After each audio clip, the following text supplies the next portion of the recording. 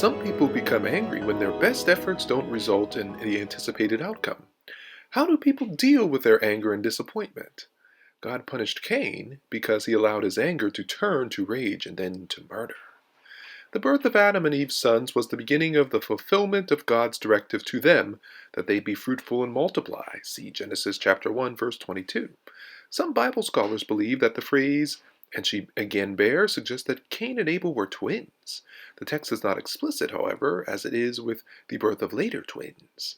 In many traditions, the sacrifice of animals was a way to bring thanks to God, and also a way to express one's gratitude to God as the one who owns all.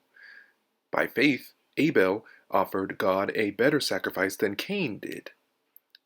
Ever since the beginning, people must come to God in faith. Without faith, it is impossible to please God.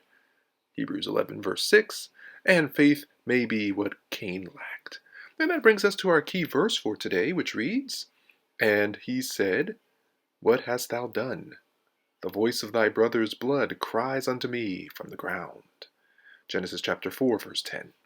Some Jewish interpreters have argued that it was Cain's passivity against the curse which made his offering displeasing.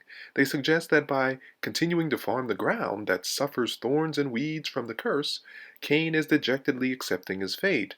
But Abel understood how to use sheep to his advantage for farming and other purposes. And in this reading, Cain simply accepts the curse, while Abel tries to build something beautiful from it. Whatever the case may have been, the point of the narrative is not to specify why Cain's offering was rejected, but to focus on Cain's reaction to God's disapproval. God engaged Cain in a conversation in order to save him from trouble. Note, however, that Cain does not enter into dialogue with God. God's point to Cain was, "If you do well, will you not be accepted?" in verse 7. And from the passage, it would seem that Cain's anger was not directed at God, but at his brother. This statement speaks to the impartiality of God. If Cain had done well, God would not have refused him. Cain's major problem was his desire for a righteous reward, without the demonstration of righteousness.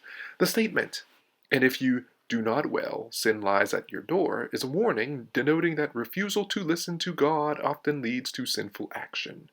God's words envision sin as a demon crouching in a doorway, ready to pounce on any passing victim. However, God not only says that sin is near, but also says that Cain must rule over it. From God's perspective, it was not Cain's destiny to kill Abel. With help from the Lord, as his mother affirmed at his birth, Cain could have mastered his sinful anger. And God attempts to draw Cain into talking about the source and reason for his bitterness. Cain refused to enter into dialogue.